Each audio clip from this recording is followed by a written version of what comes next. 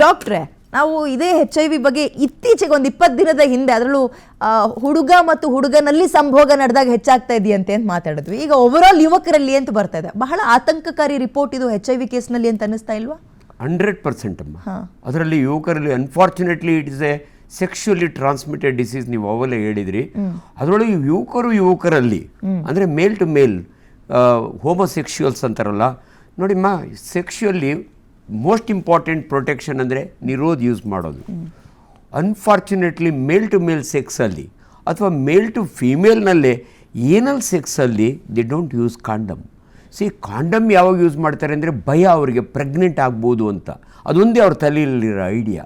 But it's very important to protect from HIV. ನೋಡಿ, ನಾವು MBBS ಕಾಲದಲ್ಲಿ HIV ಇರಲಿಲ್ಲ. ನಾನು ಬಳ್ಳಾರಿ ಒಳಗೆ MBBS ಓದಿದ್ದು. ಹಾಗೆಲ್ಲ ಗೊನೋರಿಯಾ ಆ್ಯಂಡ್ ಇದು ಬೇರೆ ಥರ ಸೆಕ್ಷುವಲ್ ಇದು ಪರ್ಟಿಕ್ಯುಲರ್ಲಿ ಆಗೆಲ್ಲ ನೆಕ್ಸ್ಟ್ ಡೇನೇ ಸಿಂಪ್ಟಮ್ ಗೊತ್ತಾಗೋದು. ಬಟ್ ಇವತ್ತು ಅನ್ಫಾರ್ಚುನೇಟ್ಲಿ HIV ಒಳಗೆ ಏನೋ ಒಂಚೂರು ಜ್ವರ ಬಂದಂಗೆ ಆಗುತ್ತೆ ಅನ್ನೋದು ಬಿಟ್ಟರೆ they don't have any other symptoms. So ಮುಗಿದೋಯ್ತು. ಒಂದಿನ ಸೆಕ್ಸ್ ಆದಮೇಲೆ ಇಟ್ಸ್ ಎ ವೈರಲ್ ಇನ್ಫೆಕ್ಷನ್. ಅಲ್ಲ, ಮುಂಚೆ ಅಷ್ಟು ಬೇಗ ಗೊತ್ತಾಗ್ತಾ ಇತ್ತು, ಈಗ ಗೊತ್ತಾಗ್ತಿಲ್ಲ ಅಂದ್ರೆ ರೂಪಾಂತರ ಆಗಿದೆ ಅಂತ. ಅಲ್ಲ, ಆಗ ಕಾರಣ HIV ವೈರಸ್ ಅಲ್ಲ, ಗೊನೋರಿಯಾ ಆ್ಯಂಡ್ ನೀವು ಬೇರೆ ಇನ್ನೊಂದು ವೆರಿ ಕಾಮನ್ ನನಗೆ ಸಡನ್ ಆಗಿ ಬರ್ತಾ ಇಲ್ಲ. ಅವಾಗ ಏನಾಗ್ತದೆ, ಶಂಕರ್, ಸಿಫಿಲಿಸ್ ಅಮ್ಮ. Syphilis and gonorrhoea used to be common sexually transmitted diseases. ಅದು ಗೊನೋರಿಯಾ ಅದು ನೆಕ್ಸ್ಟ್ ಡೇನೆ ಪೀನೈಲ್ ಉರಿ ಬರೋದು, ಡಿಸ್ಚಾರ್ಜ್ ಆಗೋದು, ಅದೆಲ್ಲ ಇರೋದು ತಕ್ಷಣ ಡಾಕ್ಟ್ರ್ ಹತ್ರ ಬರೋರು. And today unfortunately virus disease ಇದೆಯಲ್ಲ, HIV is a virus disease. So ಹಂಗಾಗಿ ಅವರಿಗೆ ಅದ್ರ ಸಿಂಪ್ಟಮ್ಸೇ ಗೊತ್ತಾಗಲ್ಲ. ಸೊ ಇವರು ಆರಾಮಾಗಿಬಿಡ್ತಾರೆ. They keep on spreading this disease to their opposite partner. So ಹಂಗಾಗಿ ಇವತ್ತು HIV ತುಂಬ ಜನ, ಅದರೊಳಗಾಗಿ ಯಂಗ್ಸ್ಟರ್ಸ್ ಫ್ರಮ್ ಕಾಲೇಜ್, ಇದು ರಿಯಲಿ ಆತಂಕಕಾರಿ ಇರುತ್ತೆ. ಅವ್ರಿಗೆ ಗೊತ್ತಾಗಲ್ಲ, ಅವರಿಂದ ಬೇರೆಯವರು ಸ್ಪ್ರೆಡ್ ಆಗ್ತಾ ಇರುತ್ತೆ. ಈ ಅವೇರ್ನೆಸ್ ಏನು ಇವತ್ತು ನಮ್ಮ ಡಿಸ್ಕಷನಲ್ಲಿ ಕ್ರಿಯೇಟ್ ಮಾಡ್ತಾ ಇದ್ದೀವಲ್ಲ, it's very very important. Those we have got un unprotected sex, ದಯವಿಟ್ಟು ಟೆಸ್ಟ್ ಮಾಡಿಸ್ಕೊಳ್ಳಿ. ಆ್ಯಂಡ್ ಇನ್ನೊಂದು ಏನಂದರೆ, ಇಟ್ಸ್ ಎ ಸ್ಟಿಗ್ಮಾ. ನೀವು ಹೇಳ್ದಂಗೆ ಕ್ಯಾನ್ಸರ್ ಬೇಕಾದ್ರೆ ನನಗಿದೆ, ಡಯಾಬಿಟಿಸ್ ಇದೆ ಅನ್ಕೋತಾರೆ, ಇದ್ರ ಬಗ್ಗೆ ಆತಂಕ ಪಡ್ತಾರೆ. ಅದಕ್ಕೆ ನಾನು ಒಬ್ಬ ಸೀನಿಯರ್ ಡಾಕ್ಟ್ರಾಗಿ ಹೇಳ್ತೀನಿ, it must be made compulsory for everybody. ನಾವು ಮಾಡ್ತೀವಮ್ಮ, ಐ ಆಮ್ ಎ ಸರ್ಜನ್. ಪ್ರತಿ ಸರ್ಜರಿಗೂ ಮೊದಲೇ ಈ ಟೆಸ್ಟ್ ಮಾಡಿಸ್ತೀವಿ, HIV ಟೆಸ್ಟು. ಆ್ಯಂಡ್ ಜನಗಳಿಗೆ ಗೊತ್ತಾಗ್ದಂಗೆ ಇರಲಿ ಅಂತ ನಾವು ಸೀರಾಲಜಿ ಅಂತ ಬರ್ಕೋತೀವಿ, ಸೀರಮ್ ಟೆಸ್ಟ್. ಸೊ ಅವ್ರಿಗೆ ಗೊತ್ತೂ ಆಗಲ್ಲ. ಸೊ ಆದ್ದರಿಂದ ದಯವಿಟ್ಟು ಇದನ್ನು ಪ್ರತಿ ಮದುವೆಗೆ ಮೊದಲು ಹೆಣ್ಣು ಗಂಡಿಗೆ HIV test should be made compulsory. And ಯಾವಾಗ ನಾವು ಪ್ರತಿಯೊಬ್ಬರಿಗೂ ಹಿಮೋಗ್ಲೋಬಿನ್ ಎಷ್ಟಿದೆ ಅಂತ ಚೆಕ್ ಮಾಡ್ತೀವಲ್ಲ, ಅದೇ ಥರ ಪ್ರತಿ ಯುವಕನಿಗೂ ಕೂಡ ದಯವಿಟ್ಟು ನೀವು HIV ಮಾಡಿಸ್ಕೊಳ್ಳಿ. ಅದರೊಳಗೇನು ಅವಮಾನ ಇಲ್ಲ, ಇದಿಲ್ಲ. ಇವನಿಗೆ HIV ಇದೆ ಅಂತ. ಮೊದಲಿಗೆ ಏನಾಗಿದೆ ಗೊತ್ತಮ್ಮ, ತಮಾಷೆ ಮಾಡೋರು.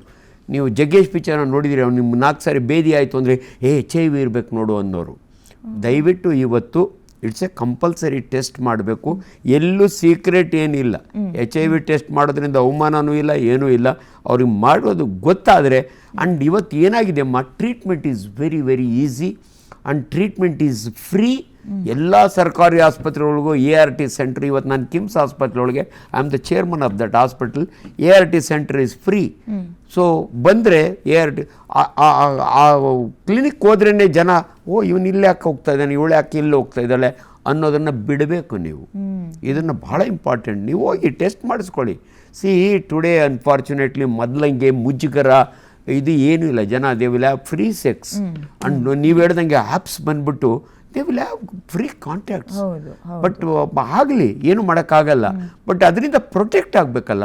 ಅನ್ಫಾರ್ಚುನೇಟ್ಲಿ ಒಂದು ಕಾಲೇಜ್ ಡೇಸ್ನೊಳಗೆ ಇದನ್ನು ಹಚ್ಕೊಂಡು ಮದುವೆ ಮಾಡಿಕೊಂಡು ಆ ಹೆಣ್ಮಗಳಿಗೂ ತರಿಸ್ತಾನಲ್ಲ, ದಿಸ್ ಈಸ್ ಡೆಫಿನೆಟ್ಲಿ ಡೇಂಜರಸ್. ಅದರಿಂದ ದಯವಿಟ್ಟು HIV ಬಗ್ಗೆ ಅರಿವು ಇರಲಿ.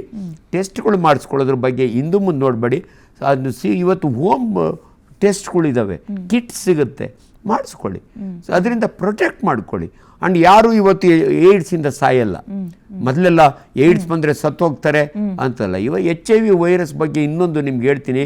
CD4 ಕಡಿಮೆ ಆಗುತ್ತೆ ಅಂದರೆ ನಿಮ್ಮ ದೇಹದ ಇಮ್ಯುನಿಟಿ ಕಡಿಮೆ ಆಗುತ್ತೆ, ಫೈಟಿಂಗ್ ಕಡಿಮೆ ಆಗುತ್ತೆ. ಆ್ಯಂಡ್ ನೀವು ಯಾವುದೋ ಒಂದು ಸಣ್ಣ TBಯಿಂದ ಸತ್ತೋಗ್ಬಿಡ್ತೀರಿ. ಇದನ್ನು ನಾವು ಜನಗಳಿಗೆ ಹೇಳಬೇಕು. HIV ಒಳಗೆ ಸತ್ತೋಗೋದು not because of HIV. HIV virus ನಿಮ್ಮ ದೇಹನ ಯಾವ ಮಟ್ಟಕ್ಕೆ ತರುತ್ತೆ ಅಂದರೆ ನೆಗಡಿಯಿಂದ ಸತ್ತೋಗ್ಬಿಡ್ತೀರಿ. ಸಿಂಪಲ್ TBಯಿಂದ ಇವತ್ತು ಯಾರು TBಯಿಂದ ಸಾಯಲ್ಲ, ಆದರೆ HIV ಇದ್ದವನಿಗೆ TB ಬಂದರೆ ದಿ ಡೈ ಆಫ್ TB.